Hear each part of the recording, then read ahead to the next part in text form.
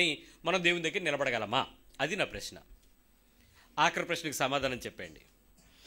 అన్ని విషయాల్లో చెప్పేస్తున్నాను. ఇప్పుడు అన్ని విషయాల్లో ఒక వ్యక్తితో ఒక ఆత్మీయతలో 7 విషయాలు ఉంటాయి ఎప్పుడు కూడా. ఈ 7 క్రిస్టియన్ గోల్స్ అని చెప్పాలి. ఈ గోల్స్ ఏంటంటే, మొట్టమొదటిగా నిన్ను నువ్వు తగ్గించుకోవాలి. మీ పక్క వాళ్ళకి చెప్పండి, గుర్తుంటుంది.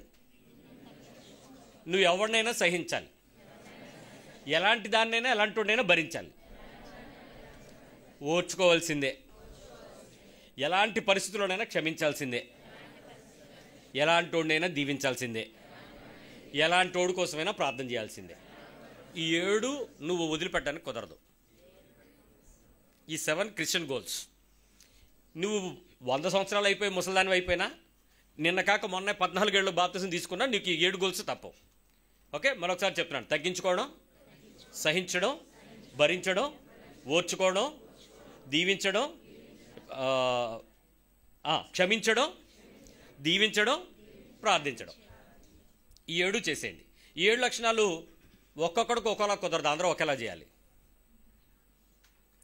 మనకి బెంచ్ మార్క్ ఎవరు? యేసు ప్రభు. యేసు ఎలా చూపించాడో దాని ప్రకారం మనం చేసేయండి. రైట్.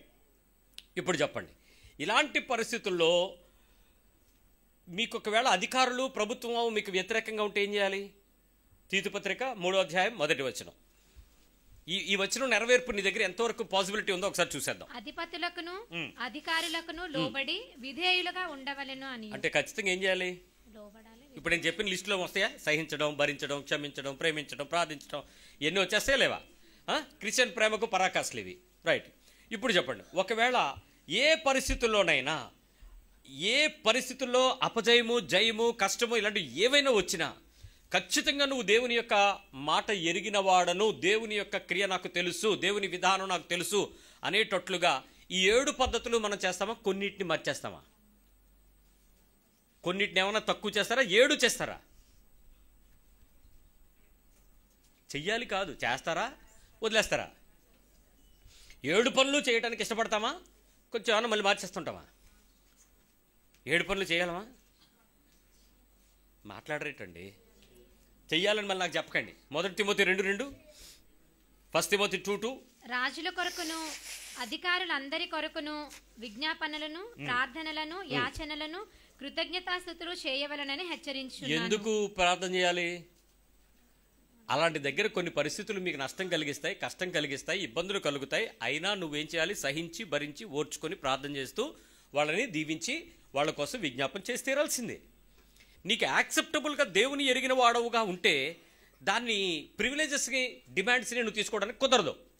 దాని ప్రకారం నువ్వు చేసి తీరాల్సిందే. ఇప్పుడు అందరితో చెప్పేస్తున్నాను, అందరితో ఏం చేయాలో చెప్తాను. అందరితో అంటే మన స్నేహితులు, మన శత్రువులు, మన పొరుగువారు, మన బంధువులు, విదేశీయులు, పరమతస్థులు, గొప్పవారు, చిన్నవారు, పెద్దవారు, వీళ్ళందరి మధ్యలో కూడా ఇలాంటి జనము దేవుని ద్వారా ఆశీర్వదించబడిన వారుగా ఉంటే వాళ్ళ మధ్యలో మనం ఎలా ఉండాలని ఇష్టపడుతున్నాం? మన భక్తి, మన నీతి, మన సత్యం, మన యథార్థత, దేవుని యొక్క ప్రేమను ఎరిగిన వ్యక్తిగా, నిజంగా నేను ప్రార్థన చేసే వ్యక్తిగా, నిజంగా యేసు ప్రభువుని నేను రక్షకుడిగా అంగీకరించి రక్షణ పొందినటువంటి వ్యక్తిగా, ఇలాంటి వారి మధ్యలో నేను ఉండేటప్పుడు నా ప్రవర్తన, నా మాటలు ఖచ్చితంగా దేవుని రిప్రజెంటేషన్గా ఉంటాయా? నా మాటలు, నా ప్రవర్తన ఖచ్చితంగా ఉంటాయా? సామెతలు 8:13, Proverbs 8:13.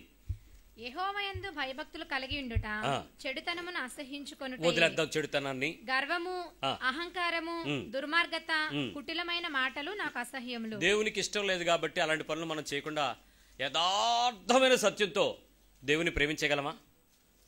అంత ఓపెన్గా, ప్లెయిన్గా మన ప్రేమ క్రియలను కనపరిచి దేవుని భక్తి కలిగిన వారంగా నన్ను చూపిస్తే యేసుప్రభుని కనపరచగలనా? నేను కనపడితే నాకు యేసుప్రభు ఎదుట నేను ఇలా కనపరుచుకుంటున్నాను అని చెప్పగలనా? అలాంటి స్థాయికి మన జీవితాన్ని హృదయపూర్వకంగా సిద్ధపరచుకోగలమా?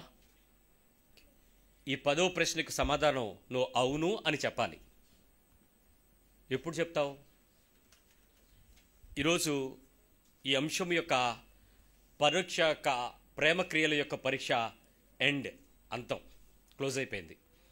ఈ 10 పరీక్షల్లో నన్ను నేను ప్రశ్నించుకునేటప్పుడు నాకు కొన్ని మార్కులే వచ్చాయి, అన్ని మార్కులు రాలా. Still I have to work out. నేను ఇంకా దీన్ని పోరాడాలి, ఇంకా ఫైట్ చేయాలి, ఇంకా నేను చావాలి, ఇంకా నేను చచ్చిపోకుండా నన్ను లేపుతున్న నా శరీరం ఉంది, నా మనస్సు ఉంది, నా తెలివితేటలు ఉన్నాయి, నా జ్ఞానం ఉంది, నా అభిషేకం కూడా నన్ను కొన్నిసార్లు రెచ్చగొడుతుంది. ఇక నేను దానికై చూడను. నా ప్రభు మాటకి యేసు ఎలా అయితే తను వదులుకుని దేవుని భక్తి కలిగిన వాడుగా ప్రజలందరికీ సాక్షిగా నిలబడ్డాడో, ఈరోజు నా బ్రతుకు, నా పరిస్థితి దేవుని కొరకు మారాలి అనేటువంటి కాంక్ష నీకుందా? ప్రార్థన చేద్దాం, ప్రభు సహాయం అడుగుదాం.